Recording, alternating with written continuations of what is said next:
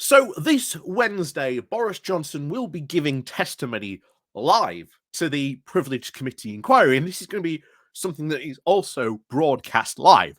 So I'm going to see when this is happening because I still can't find an exact time when this is happening. If anyone does know the exact time, please let me know down below because I can't seem to find the exact time. But if this is being broadcast live, well, I'm going to end up streaming it because I think this is going to be, oh boy, this is going to be fun.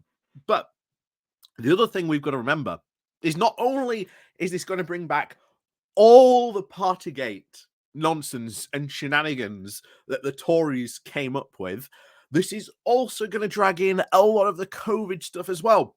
And remember, the COVID inquiry in, I think, 2 to 3 months' time will also start hearing from witnesses.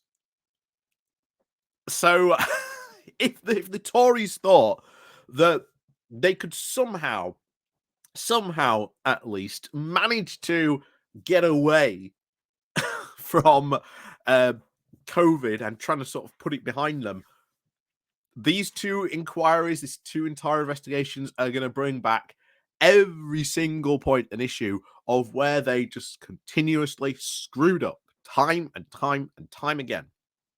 And Keir Starmer, again, Boris Johnson kept on calling, oh, you're Captain Hindsight. Well, here's the thing. Starmer was calling out everything of what the government should be doing, saying, you aren't following the advice. You aren't doing this. You need to be doing this. Why aren't you doing this? And yeah, he was right. He was basically saying, look, if you don't do this, we're going to end up back in lockdown in 2 weeks. Oh, 2 weeks' time, back in lockdown. So needless to say, the COVID inquiry is going to be interesting, but this privilege committee into Boris Johnson lying about party, well, I'll tell you this now, it is going to be fun to watch Johnson squirm and see how he can try and Boris his way out of this. I don't think he will. I think people on the privilege committee are going to take him to the cleaners. Well, like I say, we'll see what happens on Wednesday, but yeah. Again, the second big thing that will be happening on Wednesday, that, and of course, the vote on the Windsor Protocol. So we'll see what happens on Wednesday. It's going to be fun. But yes, we'll see you then. And I'll let you know. It's very likely, like I say, once I can sort of find a time, I can say put it out when I'll be going live. But until then, of course, please do remember to hit the like, share, and subscribe button. And of course, down below, there are links to my Patreon page and a donation link called Buy Me Coffee, where you can, well, buy me coffee.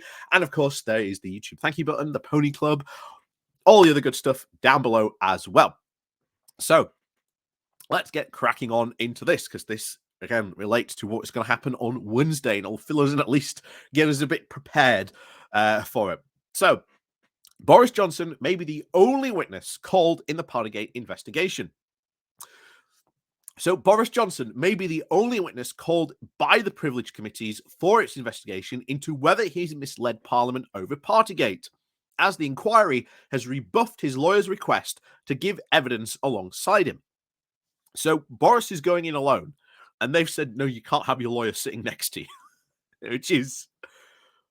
okay, they're right to do so, but yeah, that's going to be very interesting. We'll see if any upset Tories respond to that, saying, that's not fair, Boris should have his lawyer, but we'll see. So, the former Prime Minister is preparing to appear at a televised hearing on Wednesday, and the length of the grilling will depend on how much he says. So, this could be over very quickly, it may not. Who knows? Johnson just may go in there and just say, I refuse to say anything. It's not beyond the realms of possibility. He might just do that, but we'll see.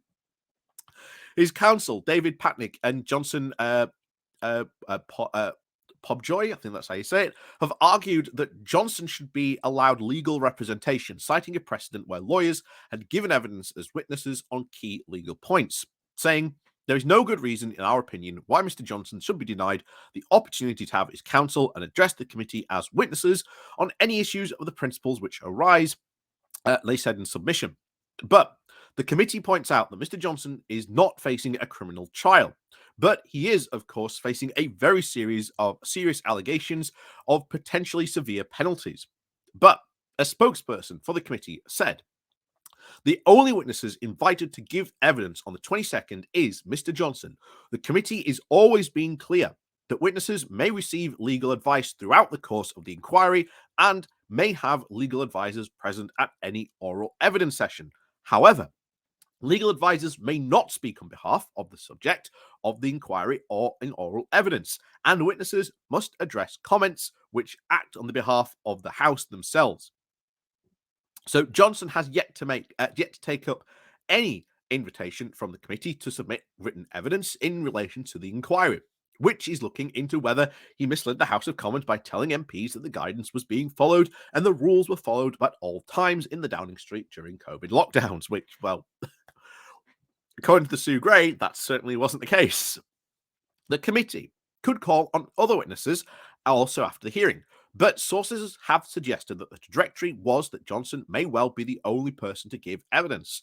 Further witnesses could be called if evidence provided by Johnson is naysaying the question of others, and of course, other points need clarification. But whether other scheduled oral evidence sessions is unlikely.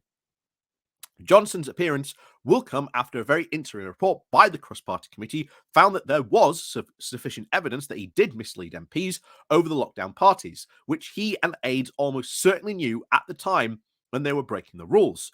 Government insiders are frustrated that Johnson could be dominating the agenda next week and reminding the public of the Partygate scandal. But they are resigned to his appearance and will try and focus on other matters.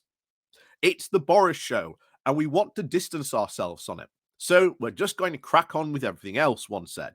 And trust me, this is going to certainly dominate the news agenda. Trust me.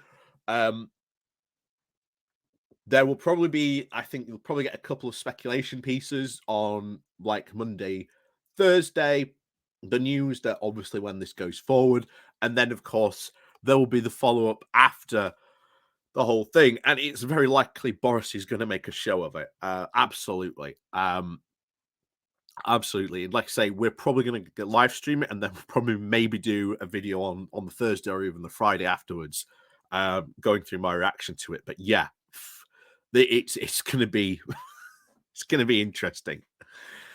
And of course, there is no denying that the hearing comes at a very unwelcome moment for Rishi Sunak, to whom the majority of Tory MPs are feeling well disposed after a budget without a major backlash and progress on ending strike action. The Prime Minister also faces a crunch vote on Wednesday on the Stormont break, which is part of the Windsor framework on the Northern Ireland Protocol, which he helped to negotiate.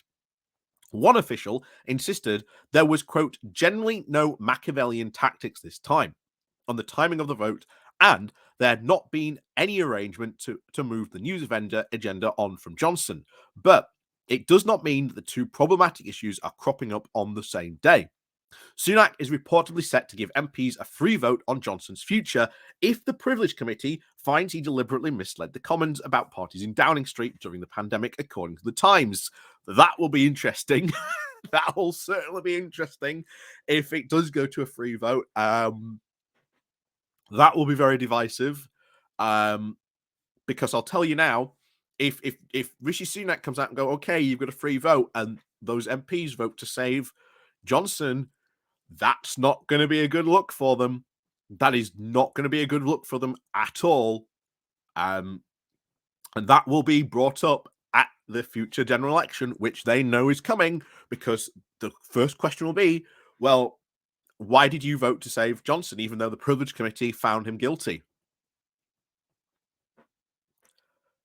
Can you honestly say that Tory MPs are going to try and save themselves from that, or try and dodge that question? That could be very interesting, that's for sure.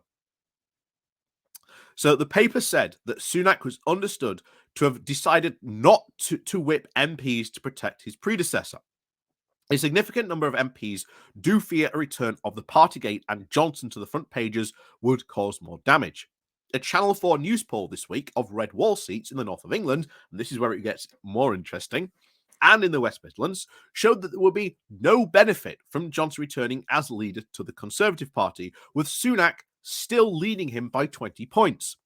One former minister said, "Unfortunately, there are a fair few of my colleagues who are incapable of letting go of the idea of Johnson the Redeemer. The answer to everything about our current electoral position is, why don't we get back behind the proven winner?" Uh, he would not win again. That's well and truly out there. There is no chance. If the Tories were seriously to put Johnson back in charge, he would not win again. He would absolutely be, Starmer would knock him left, right, and center, up and down, up and down the polls. That is an absolute guarantee. There were, he said, two answers to that. Firstly, it would split the party and lead to an en masse departure of our MPs who despise him. And secondly, the country would think we have totally lost the plot. Exactly. The country would well and truly think another that. That's very true. Absolutely true.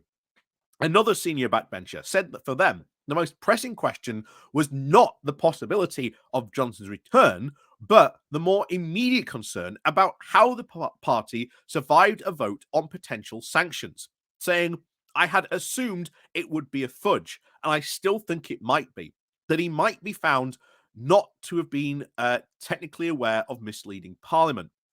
But the latest stuff and from the committee's interim report made me think that maybe not. So then what we'll have is a very real division of conscience in the party, where it gets to the point whether you either vote one way on a sanction for Boris, or you hand the Labour Party a weapon." And that is absolutely true. If it does go to this vote, if they sanction Boris, well, guess what? Boris becomes the Conservative Party's worst enemy. He will go after them hard, and I mean absolutely hard, because there is one thing that Boris Johnson loves to do, and that is to take revenge. So he will take revenge. If you do not vote to sanction him, well, guess what? You've handed Labour easily the biggest cudgel they can hit pretty much every single Tory MP with who voted to try and save Boris. It's, yeah, it is going to massively divide the party. That is very true. Very true indeed. So anyway, let's finish this off. So Johnson is said to be in a fighting spirit ahead of Wednesday's appearance. And of course, this week he was reselected as MP for Uxbridge and South Ruislip, despite the rumours that he would seek a safer seat elsewhere. But the Privilege Committee verdict would be a considerable hurdle to his efforts to remain as an MP, let alone any ambitions to return as party leader, if they recommend a suspension and that triggers a recall petition. And oh boy, yeah, interesting times ahead, without a doubt, for Boris Johnson. That is without a question. He will, if they find him guilty, I suppose maybe it'll be maybe a week or two. They're not going to find him instantly guilty after that witness, but I suppose it depends how that goes. Because I am expecting it to be a complete and utter omnishambles. I really am expecting this hearing, because I think Boris will try and make it so. I think he'll try and make it, or he'll try and do stuff that just makes it seem completely ridiculous. I generally think he's not going to take this seriously and try to think that he can just, I'll just be my cheeky chappy self and I'll get out of this.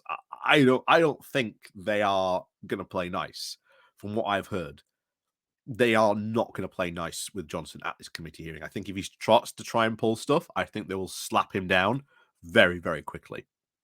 And then if it goes to a vote, well, if the Tories vote to save him, that's a massive weapon for Labour. If they vote to sanction him, well, guess what? Boris will probably get a plum talk show spot somewhere. Or who knows? Maybe he'll end up having his own Boris Johnson show. And I'll tell you what, he will start throwing thunderbolts left, right, and centre, directly aimed at the Conservative Party, because that is what he did during the Cameron years consistently. Do you think he's not going to start throwing thunderbolts at Rishi Sunak and the rest of the Conservative government if he gets sanctioned? Because we know Boris likes to take revenge, and take revenge he will. So Wednesday's going to be interesting. Wednesday is going to be very, very interesting. That is absolutely for sure. So make sure you've got your calendars cleared for Wednesday, because it's going to be fun. So, as always, thank you very much for watching. Please remember to hit that like, share, and subscribe button. And of course, do remember to ring the bell as well. And of course, we'll see you all next time.